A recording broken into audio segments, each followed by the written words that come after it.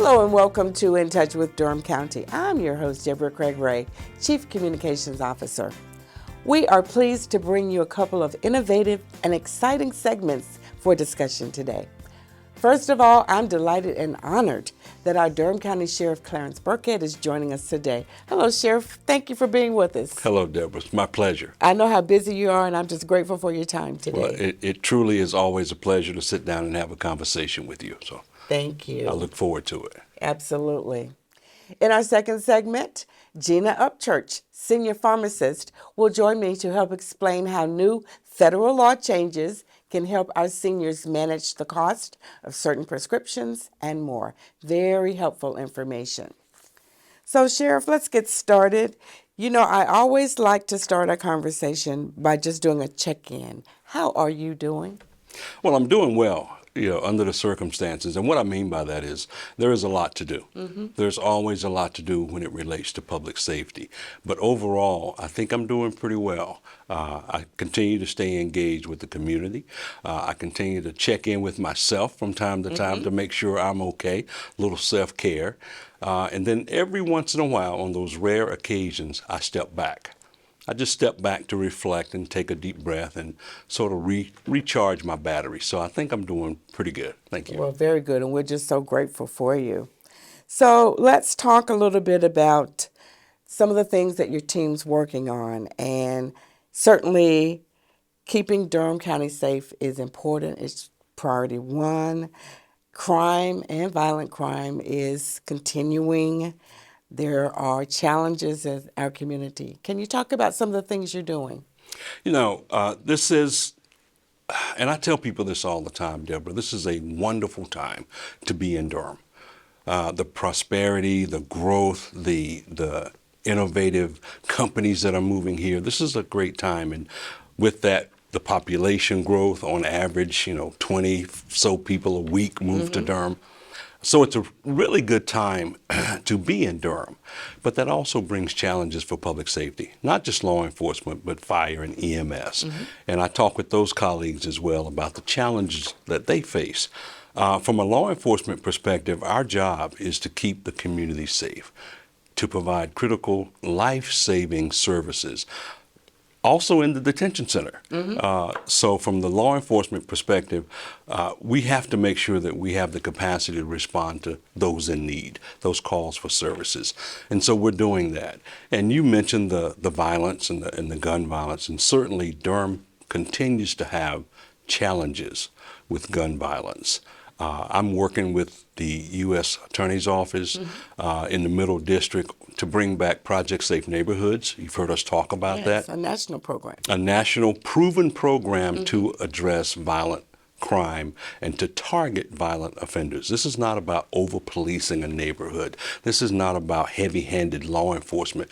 This is strategic, data-driven law enforcement that is designed to identify those at risk of either being victimized so we can help them or committing the crime so we can prosecute them. And we may have to prosecute them at the federal level. It depends. Yeah. So I'm very excited about the reception that we've received so far from our community organizations, from our clergy, from our faith community, because law enforcement cannot do this alone. There are 4 pillars for Project Safe Neighborhoods. One of them is community engagement. Without the community buying into the strategies and being at the table with us, we will not be successful. Again, it's not about just locking the individual up. It's about identifying those who need our help.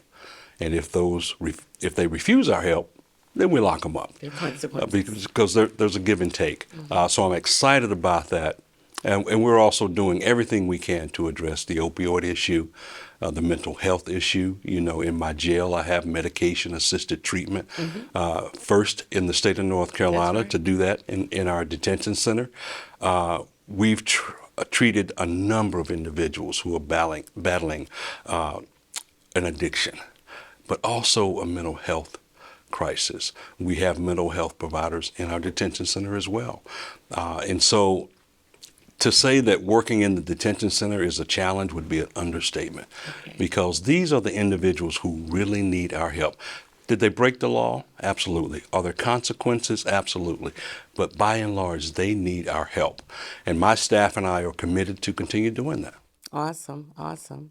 So I know not too long ago you were in Raleigh because the General Assembly's back in.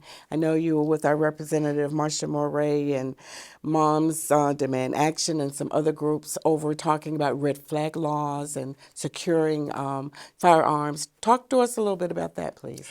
We've been a partner with Moms Demand Action for almost 5 years now. They do some incredible work in this space to really address gun violence, okay?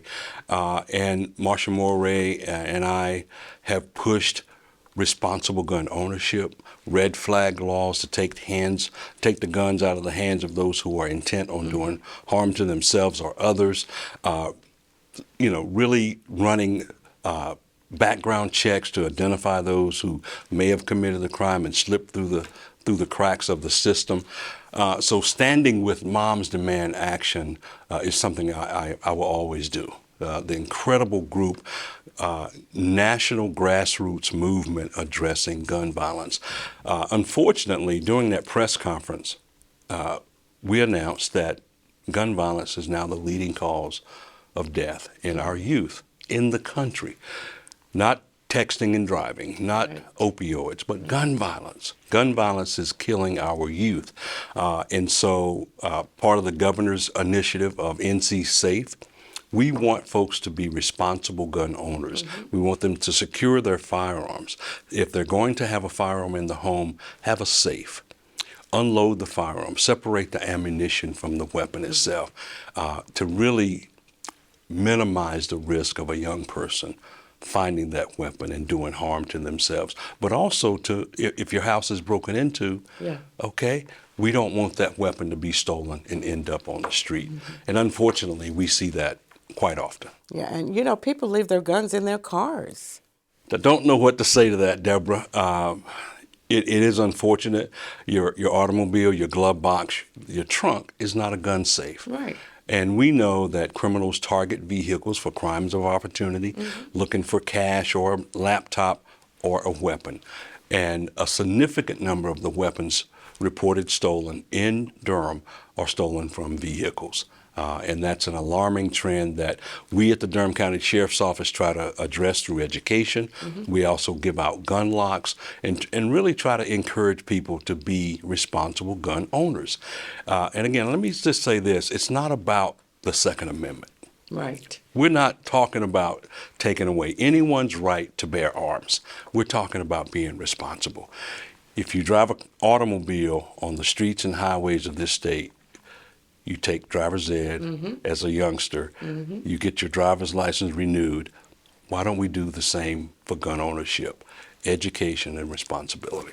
Now, Sheriff, one of the things that you did mention was, of course, some of the programs that you have going on in your detention center. But I want to talk about sort of a new program where we actually have a Narcan vending machine in the building. And I know you probably partnered to get that done. So talk about that, please. No, absolutely. We partnered with Public Health and Director Jenkins to get this machine that is free vending of Narcan and place it inside our lobby at the detention center. And other jurisdictions are doing the same thing. Again, what we want to do is make sure that we provide access to this life-saving medication for those who are battling an addiction. And one way to do a small part is to make it available. And there are some people who think it shouldn't be in the detention center lobby. It should be, well, someone has to sort of oversee the product. Someone has to make sure that the items stay stocked in the vending machine, and we're happy to take on that responsibility. And I'm really glad that we could partner with Public Health to have that machine in our lobby. And I'm happy to say that it is being utilized and people are using it. So anything we can do to, again, help someone battle their addiction or get the mental health treatments that they need, or both, we're happy to do. And I think we're doing some really cool stuff here at the Durham County Sheriff's Office. Yeah, and hopefully, with the opioid funding that we've received, we can continue to do more things. That'd be wonderful. I know that over the course of the next few years, we're going to have some money coming down from that settlement. And so I'm really hoping that the commissioners will continue to fund programs like the Narcan vending machine, our MAT program. I'm trying to fill my medical director's position so we can take that to the next level to become a full OPT site to treat these individuals. So we've got some good programs in place, but we can always do just a little bit more. Yeah. So another challenge that I'm sure you have, and not unlike other law enforcement agencies, is staffing. What are you doing? How's your staffing, and what are you doing to get more qualified candidates? No, it is a nationwide problem. When I talk with my colleagues, whether they're in Orange County, California, or Orange County, North Carolina, we're all dealing with staffing shortages. We've been very fortunate that we now have our salaries in a place that we're competitive. Okay, when I became sheriff in 2018, we were not competitive. Yeah. And so through my conversations with the county managers, with the county commissioners, and then we're now able to say that we're competitive on our salary and our benefits package, number one. But number two, it's not all about money. Yeah. So we have to attract the best of the best and bring those individuals to be part of our team. And we're doing that. We are about to release a new recruiting video. We haven't released a new one in about 4 years now, so we're trying to reach this new workforce that is a little different than it was when you and I first entered the workforce. But so we're going to release the new recruiting video. But here's the other thing. We run our own academies, so we can hire you and put you to work and immediately begin to pay you while we train you the Durham County way through our academies. We run our own correctional academy as well as our basic law enforcement academy. As a matter of fact, we have both of them underway right now doing this taping that I'm excited about. So on the law enforcement side, we're doing pretty good. We're doing pretty good. Our vacancy rate has decreased. I think we're going to have 5 vacancies at the end of the year, so that's incredible. Not so well on the detention side. Okay. I think right now we have approximately 78 vacancies, which is significant when you only have 222 individuals allocated to serve the 5-story facility housing 340 detainees. It takes an entire staff to run that building safely. But on that side, we also are turning the corner. Our applications are increasing. What I will not do is reduce the standards just to fill a slot. We need people who are dedicated servants, who are dedicated to caring for those individuals who, in most cases, can't care for themselves. So we're doing okay. We'll turn the corner. Yeah. So if anyone wants to be part of the team, I invite them to come join the Durham County Sheriff's Office. All right, you heard it from the sheriff. There's jobs to be had. That's right. So certainly you work a lot with the community. You do important work. I know in the past you've done gun buyback programs and giving out gun locks. Any plans to do those kinds of things continuing? We will. I really gauge the community and what the community is asking for. And so our last 3 gun back events were very successful. Receiving over 400 weapons. Wow. 400 weapons that will not be stolen, that will not end up on the streets of Durham. And so we plan to do one in the late summer, and then maybe do our second one for this year in the fall. So people are always asking, and anytime there's someone who has a weapon that they want to dispose of, they can call us. They can bring that weapon to the Durham County Sheriff's Office, and we'll fill out the paperwork and we'll dispose of it properly.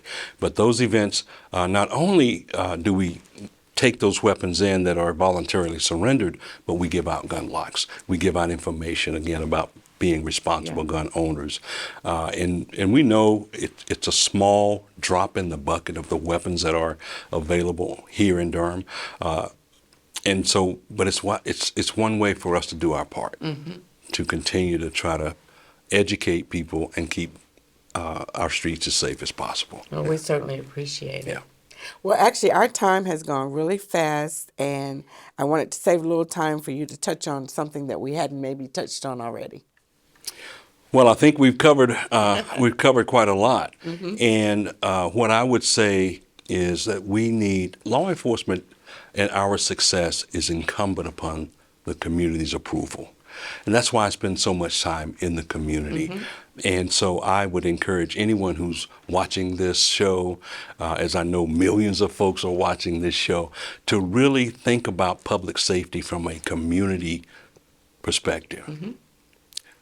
You want your community to be safe. Oh, yeah. And really the best way to ensure the safety of a community is to be involved.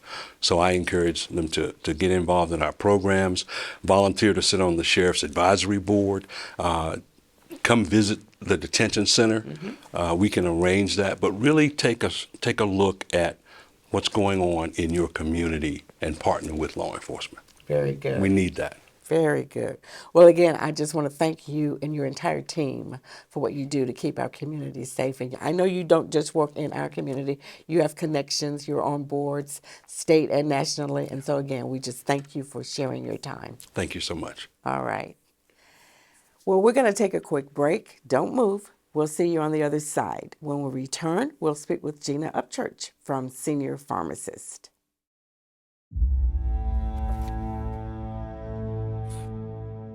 Heather and I had an argument just like any other couple. I was lost and lonely. I had snapped. I had a gun and I was going to take my own life. Heather helped me realize that there was still life to live. For the better of myself, my family, my weapon is now safely put away. My son, Ricky, took his life by the use of a firearm. It broke me in ways that I never knew that I could be broken. And I contemplated suicide. Afterwards, we found out his girlfriend, she was pregnant. If that was my grandson, I was gonna have to be here for him. I still own my firearm. I keep it in a safe because I want to keep my grandson and myself safe. A moment of crisis can happen to anyone. Store your gun securely, locked, unloaded, and away from ammo.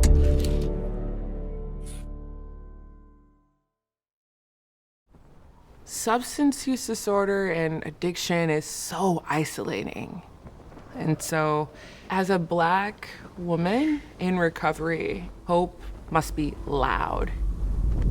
It grows louder when you ask for help and you're vulnerable. It is the thread that lets you know that no matter what happens, you will be okay.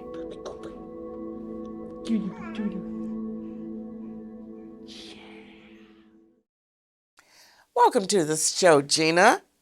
Thank you for having me. So I know that Senior PharmAssist is celebrating a 30-year anniversary. We are.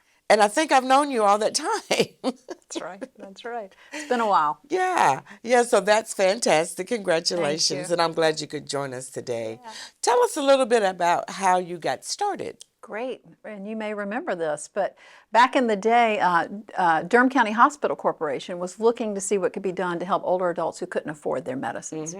And I was a pharmacist, had done a residency in geriatrics and was in public health school and needed a summer project. So I called what was then the Council for Senior Citizens and said, hey, I'm looking for a project. And they go, oh, we're working with the local hospital and we need to see what can be done to help them. So I got hired. It ended up, I interviewed lots of folks and we came with the idea that two things needed to be addressed. People can't afford their medicines, but they also are sometimes getting medicines doing more harm than good. So that's how Senior PharmAssist was born. That work was in 1992, and then I graduated and we got a little grant to get started in 1994. Awesome. Yeah. Awesome. Well, that's great. So what are sort of the 4 pillars of the work that you do? Right, thank you. So four basic services. So we started and we continue to do what we call medication therapy management. So I'm one of 4 clinical pharmacists, and they are way more gifted than I in geriatrics. So focusing on medication safety in older adults and how people are taking their medicines. You know, we take more medicines than people in other countries. Oh, yeah. And we're not as healthy as people in other countries. And some of that is because of polypharmacy or medicines doing more harm than good. So we work with providers to streamline drug regimens. And make sure they really are benefiting the older adult. So that's one thing we've been doing since the beginning, medication therapy management. Then we pay for medicines. We actually give people a card, like a prescription card. We don't dispense medicines. There's a pharmacy on every corner. Yeah. So they go to their regular pharmacy, and we shrink their co-payments. Their Medicare D pays first, and then we shrink it, so a lot of our medicines are $2, $5, and some of the more expensive ones are $20. So we make things more affordable. That's great. So those are the two things that have been there since the beginning. But what happened early on is that a lot of older adults who are medication insecure, I would say, are also food insecure, or they need some help with housing issues. We don't do those things, but Durham is lucky that we do have people that address many of these issues. So we work to tailor our referrals to community partners that address some of these social drivers of health, or basic needs, we call them. And then the fourth thing, so paying for meds, managing meds, tailored community referral. Fourth thing is when Medicare D began a drug benefit in 2006, it's confusing. We call Medicare the equal opportunity confuser. So we became the SHIP coordinating site. So we do all the Medicare insurance counseling. So if you call 1-800-MEDICARE or the Department of Insurance, you're given our phone number. So we have wonderful volunteers and staff that are trained to give unbiased but helpful information to help people with what we call, insurance literacy. So understanding what their insurance means and how it works. Very good, very good. Now, I know that your team has published several peer-reviewed papers about health outcomes right. and participants in your program. Can you talk about that a little bit? Sure, happy to. So we're thrilled. So we think we treat people in a person-centered way. Our health system and our social systems are really built for billing and for the people delivering the services, not the people necessarily receiving them. So we help with a lot of navigation between health services and social services. So we've published several papers about our outcomes because we think it's fine to do a social service, but we want to see if it matters in terms of their health. And sure enough, after people have had our card and been in our program 2 years or more, they decrease their emergency room use and their hospital stays by a third. Awesome. A third? A third. The other thing that was really interesting, and the thing I'm most proud of, is when you asked older adults that were in the program, how they perceived their health as excellent, very good, good, fair, poor. More of them, they're 2 years older, but they say that they feel better. So I am most proud. I find to decrease ED use and hospital stays, that's really important. But you're feeling better even though you're 2 years older.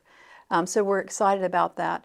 The other things that we published is when we help people with Medicare counseling, they save a lot of money.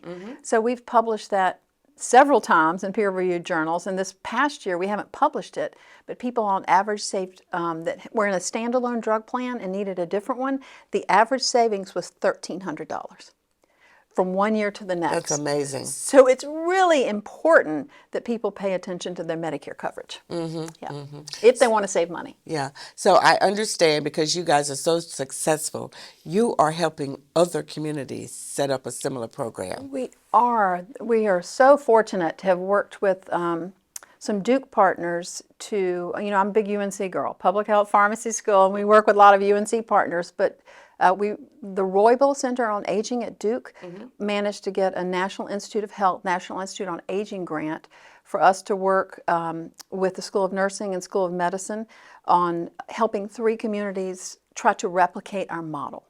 So instead of us saying, you've got to do it exactly like this, try to build on the strengths of every one of those communities to say, what do you have going? How can we make it better? And how can it be like Senior PharmAssist in terms of the 4 services? So we worked with Buncombe County, Guilford, High Point County, and then out east Pitt County because we wanted it across the state.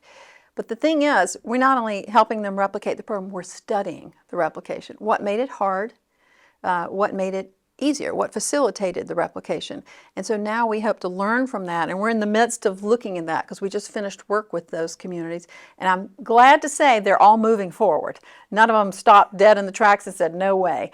They're all moving forward. So we're really proud of that work, and we hope we can help other communities. That's fantastic. That's fantastic. So I know that you serve on a national commission, the MedPAC or Medicare Payment Advisory Commission, that advises Congress on Medicare policies. What's that like? It's big. The first time I went to a meeting, I was coming down from the hotel into the Ronald Reagan International Trade Center, and I remember crossing the street, and the sun was just rising up above the Capitol, and I took a picture of it. I was like, "Wow, I'm really doing this." So it's fascinating. I've just finished my first year, and I've been told I'm going to get another 3-year appointment. Congratulations. Thank you. Thank you. I didn't mess it up too much. So, but the beauty is that I feel like that I am representing, as much as I can, consumer perspective about healthcare and navigating Medicare, and a pharmacist perspective, because they haven't had, frankly, for a number of years, they haven't had a pharmacist on the MedPAC. And pharmacists are really struggling in our country right now because of different things. And so I really want to I've seen some close. Right, right. It's a real problem because what's happening, you've got a lot of middlemen between where the manufacturer makes the drug and the patient gets the drug. There are a lot of people that are skimming money off that, some for good reason, but some of it is over the top, and it really is squeezing pharmacists in a big way. So I'm trying to bring that up because I do think it means more closures, more struggle with accessing medications, especially in rural parts of our country. So I'm able to bring up that issue, certainly the consumer and how there's so much choice that it's overload, and it's really hard for people to make decisions because it's not as transparent as it should be, and there are too many options. So trying to bring some clarity to that, and quite frankly, making sure that we have a perspective of older adults who are struggling financially, not just people who are wealthy, can afford a supplement and don't worry too much about their prescription costs, but for people who do. So every day somebody walks in our door and we learn something new. So our staff, shares stories with me. I get engaged in things, and I do feel like that's channeling its way up to at the federal level. So I'm super excited about that. Well, we're so grateful that you're there on that commission. Thank you. And again, I just want to thank you for joining us today. Tell people how they can get in touch with you for more information about Senior PharmAssist. Thank you. Thank you. And we want them to, because Senior PharmAssist has been fortunate that we can help more people. So if you're listening out there, we do want you, and it's easy. You just call us. You don't need a referral. You can just call 919-688-4772, 919-688-4772, and that's for SPA, S-P-A, Senior PharmAssist. And we will screen you to see, and we can help people, different ways, pay for medicines, manage their medicines, tailored referral, and Medicare counseling. And for some people, you have to have a more limited income to get like our financial assistance. But again, Medicare counseling and helping you navigate the systems, that's really at no charge to anyone, because we get support from the county, which we really appreciate, and we get support at the state level and some federal funding occasionally. So Fantastic. super excited. Yeah. Well, Gina, thank you for 30 years of wonderful service for our you. community. Thank you. And again, we appreciate all you do. Thank you. And just one last thing. The only reason we're able to do this work is because we have incredible partners. The staff and volunteers, our board of directors, all the committees volunteering their time, but incredible support from people in Durham. The individuals, faith communities, civic groups that raise money, and Durham County is a major partner, so we cannot thank you enough. Well, it's our pleasure, certainly. Thank you. Thank you. Well, we want to thank you so much for joining us today. That wraps up today's show. We will see you next time on In Touch with Durham County. Cheers.